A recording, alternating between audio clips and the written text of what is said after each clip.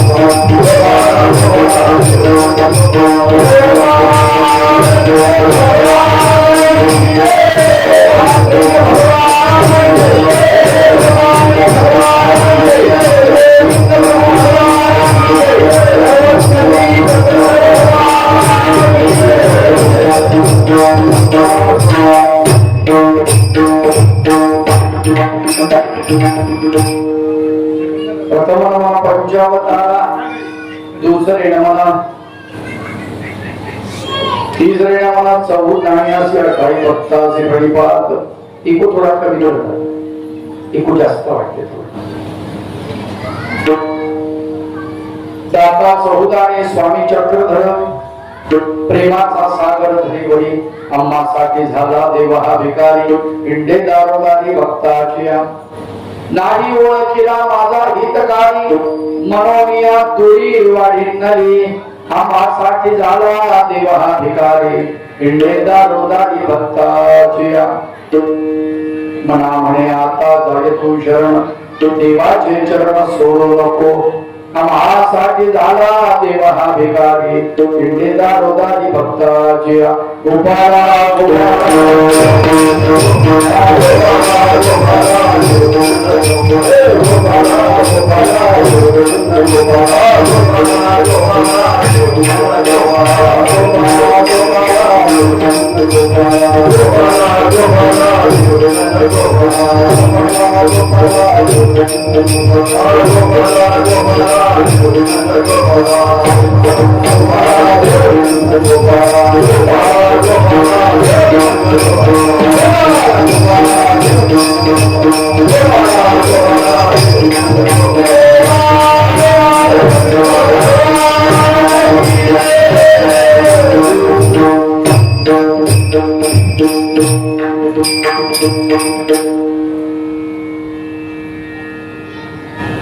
श्री दत्त मंदिर चांदोली.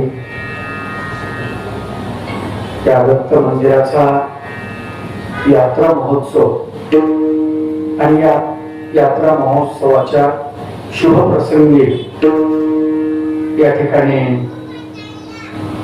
कीर्तन रूपी सेवेसाठी निवडलेला अभंग मानव पंथातील संत मनानंद यांचा अभंग आहे. अभंगातील प्रतिपाद्याविषयी अत्यंत साधा, सोपा आणि सरळ आहे. 4 चरणाच्या, कारण इको कमी कर, इको कमी कर. 4 चरणाच्या या अभंगामध्ये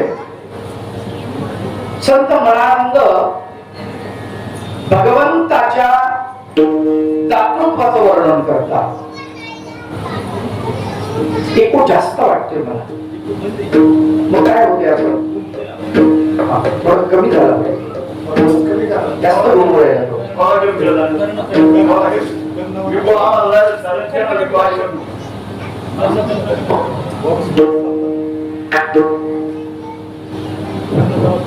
सर्वज्ञ श्री चक्रधर प्रभू भगवंत त्यांच्या दातृत्वाचा म्हणजे परमेश्वर जे दान देतात त्या दातृत्वाचा संबंध सांगणारा हा अभंग आहे. खरं पाहता गुरुतुल्य बाबाजी ज्यांच्या जाण्यानं तळेगावकर बाबाजी जे आपल्या सर्वाला सोडून गेले. खर तर कार्यक्रमात उत्साह दिसत नाही, परंतु एक परंपरा आहे यात्रेची आणि म्हणून त्या परंपरेसाठी देवाची पालखी बंद कशी करायची म्हणून पालखी निघाली, अवसर झाला, सोहळा झाला. पण केवढ्या चांगल्या प्रसंगात बाबाची अनुपस्थिती ही मात्र खरंच खटकते आहे. या कार्यक्रमाला आवर्जून प्रतिवर्षी उपस्थित राहणारे आदरणीय पूजनीय बाबांचे मित्रवर्य बाळापूरकर बाबाजी, त्याचप्रमाणे आदरणीय पूजनीय नवे बाबा कार्यक्रमाला भेट देऊन गेले, आत्ताच गेले.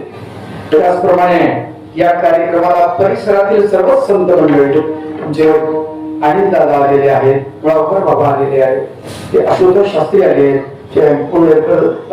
माळेश्वर दादा आले, सर्व साधू मंडळी, तपस्विनी माता भगिनी, तुमचे डोळणकर बाबा आदी आदी सर्व संत मंडळी, ईश्वराधिष्ठित संत, प्रतिष्ठित महंत, तपस्विनी माता भगिनी, सद्भक्त बंधू आणि भगिनी, कीर्तन रूपी सेवेसाठी निवडलेला अभंग मनानंद यांचा आहे. आणि अभंगातील प्रतिपाद्य विषय अत्यंत साधा, सोपा आणि सरळ आहे. दाता चौदाने स्वामी चक्रधर, प्रेमाचा सागर धरेवरी. या पृथ्वीवरती प्रेमाचा सागर जर कोणी असेल तर तो भगवंत आहे. आणि विशेष करून तो दाता आहे, दानी आहे. बरं, परमेश्वर दानी आहे हे सर्वांना माहिती आहे, नाही का? सर्व ग्रंथामध्ये, सर्व ग्रंथामध्ये परमेश्वराला दानी म्हटल्या गेलेलं आहे. त्याच्यासारखा दाता कोणीच नाही आहे. हा एक मुद्दा झाला. तर नुसता तो दानी आहे का? तो प्रेमाचा सागर पण आहे. मग दान देतो, धमकी देऊन देतो की कसा देतो? जबरदस्ती देतो दान की कसं देतो? कशाचं दान देतो? आणि प्रश्न निर्माण होतात, हे का? मग चार प्रकारचं भगवंत दान देतात असं ते सांगतात अभंगाच्या प्रथम चरणामध्ये. दाता चौदाने स्वामी चक्रधर, प्रेमाचा सागर धरे. चार प्रकारचं दान देतात. बघूया आपण नंतर अभंगाचं चरण सोडवताना. चार प्रकारचं भगवंत दान देतात, प्रेमानं देतात. प्रेमाचा सागर पृथ्वीवरती तो आहे. चार प्रकारचं दान देणारा भगवंत प्रेमानं दान देतो. पण चक्रधर नावानं आहे तर त्याचं स्पष्टीकरण करा म्हणाले. चक्रधर म्हणजे काय? म्हणजे ज्याने ज्ञान चक्र, शक्ती चक्र धारण केला असा तो चक्रधर. म्हणजे हा एकच अर्थ होतो का? नाही. ज्याच्या हातामध्ये चक्र सुदर्शन आहे असा श्रीकृष्ण भगवंत. मानव पंथामध्ये पाचही अवताराला पंचकृष्ण म्हणतात. सर्वांना श्रुत आहे, सर्वांना माहिती आहे. परंतु मानव पंथामध्ये पाचही अवताराला पंच दत्त म्हणतात. हे बऱ्याच लोकांना माहित नाही. कृष्ण भगवंतही दत्त, दत्त भगवंतही दत्त, चक्रपाणी भगवंतही दत्त, गोविंद प्रभू बाबाही दत्त आणि चक्रधर भगवंतही दत्त. आता कृष्ण का म्हणतात ते सांगतो, दत्त का म्हणतात ते सांगतो, आणि पाचही अवताराला चक्रधर म्हणतात. तर चक्रधर का म्हणतात ते सांगतो.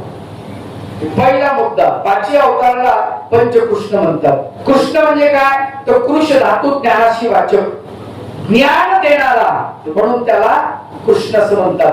कृष्ण म्हणजे नांगरणे, माणसाच्या मनाची मशागत करून त्याच्यामध्ये मोक्षाचं बीज पेरतो, म्हणून त्याला कृष्ण असं म्हणतात. मग एक ते कृष्ण भगवंत हे काम करतात का? नाही. दत्त भगवंत हे करतात, चक्रपाणी भगवंत हे करतात, गोविंद प्रभू बाबाही करतात आणि चक्रधर भगवंत हे करतात. म्हणून पाचही अवताराला कृष्ण म्हणतात. एक अर्थ तुमचा मिटला, कृष्ण का म्हणतात ते. दुसरा अर्थ की दत्त म्हणतात पाचही अवताराला. काय कारण आहे बा? दत्त म्हणजे दान देणे, दाता, म्हणून त्याला दत्त म्हणतात. देतो आणि देतोच देतो, घेत काहीच नाही. लक्षात देतो, दान देतो. कशाचं दान देतो? चार प्रकारचं दान देतो, ते आपण नंतर बघूया. मग आता फक्त दत्त भगवंत दाता आहे का? नाही. गोपाळ कृष्ण भगवंतही दाताचा आहे, दानी आहे, म्हणून तो सुद्धा दत्त आहे. दत्त भगवंत दत्त आहे. चक्रपाणी भगवंतही दत्त आहे, तोही देतो. गोविंद प्रभू बाबा तेही दान करतो, तोही दाताचा आहे, म्हणून ते दत्त आहे. आणि चक्रधर भगवंत तोही दातृत्व करतोय चारही प्रकारचं, म्हणून तो सुद्धा दत्त आहे. आता तिसरा संबंध, चक्रधर शब्द तो राहिला. कारण पाचही अवताराला चक्रधर म्हणतात, त्याचं कारण ज्ञान चक्र, शक्ती चक्र ज्याच्या हातामध्ये आहे त्याला चक्रधर म्हणतात. मग चक्रधर भगवंताच्या हातामध्ये ज्ञान चक्र आहे आणि दत्त भगवंताच्या हातामध्ये नाही का? त्यांच्या हातामध्ये आहे. तिसरी गोष्ट, गोविंद प्रभू बाबांच्या हातामध्ये नाही का? त्यांच्याही आहे. चक्रपाणी भगवंताच्या त्यांच्याही आहे. आणि चक्रधर भगवंताचे तर आहेच आहे, ज्ञान आणि शक्ती दोन्हीचं दातृत्व करतात म्हणून त्यांना चक्रधर असं म्हणतात. हे तिन्ही शब्द तुम्हाला समजून सांगितले, दत्त, कृष्ण आणि चक्रधर. एकदा भगवंताचं भजन करा. गोपाला गोपाला गोपाला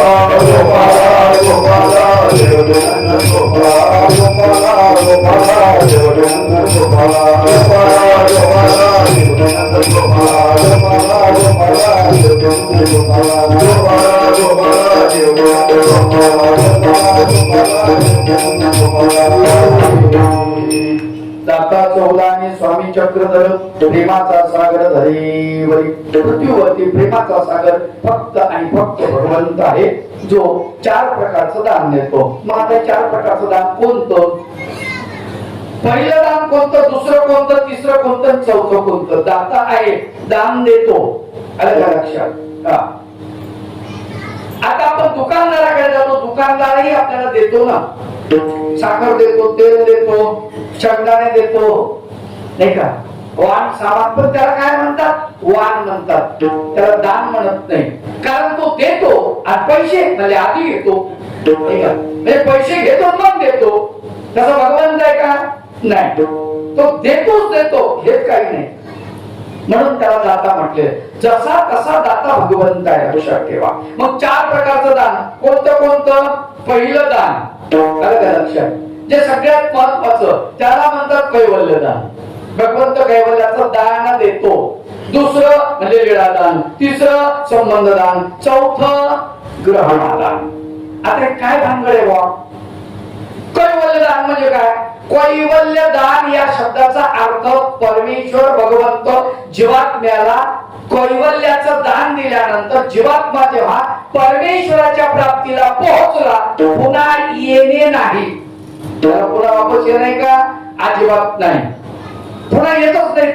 तो परमेश्वराच्या प्राप्तीला गेला की तिकडच थांबतो. त्या कटकटी त्याच्या संपून जातात, त्याला कैवल्य दान म्हणतात. एक मुद्दा क्लिअर झाला. दुसरं दान भगवंत देतात, कोणतं? त्याला म्हणतात लीळा दान. आता लीळा परमेश्वर करतात भक्ताप्रती, नाही का? गोपाळ कृष्ण भगवंतांनी गोकुळामध्ये ज्या लीळा केल्या, भगवंतांनी वृंदावनात लीळा केल्या, मथुरेत केल्या, द्वारकेत केल्या, हस्तिनापूरमध्ये लीळा केल्या, या सगळ्या लीळा म्हणजे खेळ क्रीडा, भगवंताच्या खेळ क्रीडा, त्याला लीळा म्हटलं जातं. मग या लीळा करत असताना भगवंत त्या लीळा करता करता त्याचं दान लीळा त्याला मिळाली, आणि परमेश्वराने ज्याच्या सोबत लीळा केली ती असं भलं होतं. आलं का लक्षात? म्हणून त्याला काय म्हणतात? लीळादान. तिसरं दान संबंध दान. परमेश्वर स्पर्श करतात. काय? परमेश्वर स्पर्श करतात, त्याला संबंधाचं दान असं म्हणतात. परमेश्वराने कोणाकोणाला स्पर्श केलेला आहे? खूपजिंकेला स्पर्श केला, भागवतात आपण ऐकतो. अजून म्हणजे यमराजुनाला स्पर्श केला, अजून गायींना स्पर्श केला, अजून म्हणजे गालियाला स्पर्श केला, कंसाला स्पर्श केला, शिशुपाळाला स्पर्श केला. ज्याला ज्याला भगवंताला स्पर्श केला त्याला त्याला संबंधाचं दान मिळालेलं आहे. काय भानगड आहे संबंधाचं दान? काय होतं त्याचा फायदा? काय म्हणजे कलियुगात जर परमेश्वर अवतारानं संबंधाचं दान दिलं, स्पर्श केला, तर भोगभूमीमध्ये त्याला मनुष्य देह मिळतो आणि 1000 वर्षाचं आयुष्य त्याला प्राप्त होतं, आणि सुखच सुख, दुःख नाही. सुखच, याला संबंधाचं दान म्हणतात. आणि ग्रहणादान. आता ग्रहणादान काय भानगड आहे? ते थोडं किचकट आहे. कारण जीवात्मे जे आहेत, आपण जे आहोत, देवतांची भक्ती करतो, आलं का लक्षात? परमेश्वराची करतो, देवतांची करतो आणि परमेश्वराची करतो. मग देवता जे दान देतात त्यांचं कधी कधी देवतांचं दान कसं आहे? ते पर्यायानं आहे. पर्याय नसन तर ते देवता थांबून ठेवते तुम्हाला, ते दान देत नाही. मग ते बाजूला पडतो वेटिंग लिस्ट मध्ये, लक्षात? मग तो जर जीवात्मा कणवाळू परमेश्वर त्याच्या जवळचा असेल आणि जीवात्म्याची दया परमेश्वराला आली, तर भगवंत दयागुणे करून त्याला त्या ग्रहणाचं दान देतात. म्हणजे त्यानं जे कमवलेलं आहे त्याचंच त्याला देतात.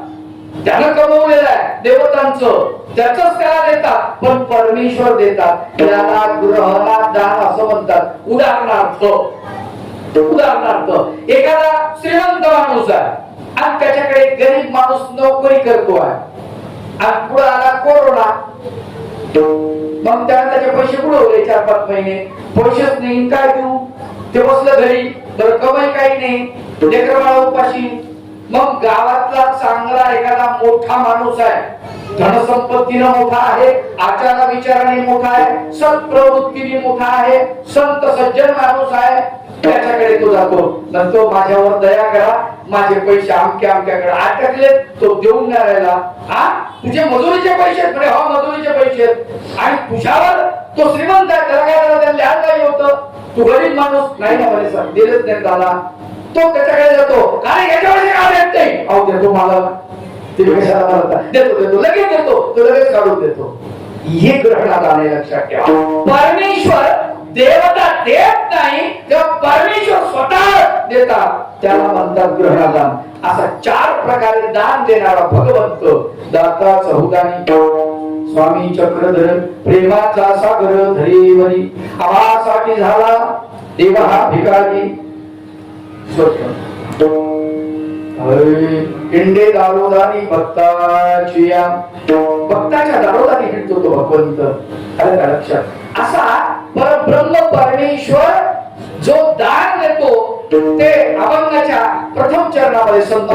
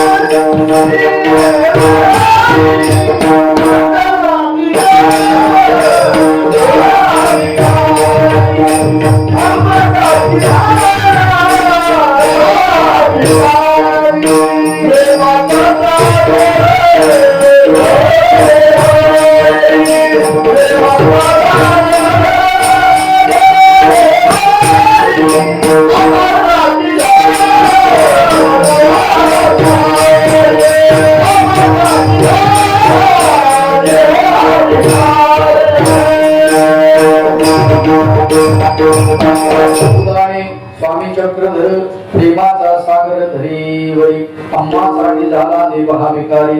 इंडे दारोदारी भक्ताचे 4 प्रकारचं दान देतो. आणि हे समजून सांगत असताना सर्वज्ञ श्री चक्रधर प्रभूंनी 4 दृष्टांत दिले, 4 गोष्टी सांगितल्या, लक्षात घ्या. आणि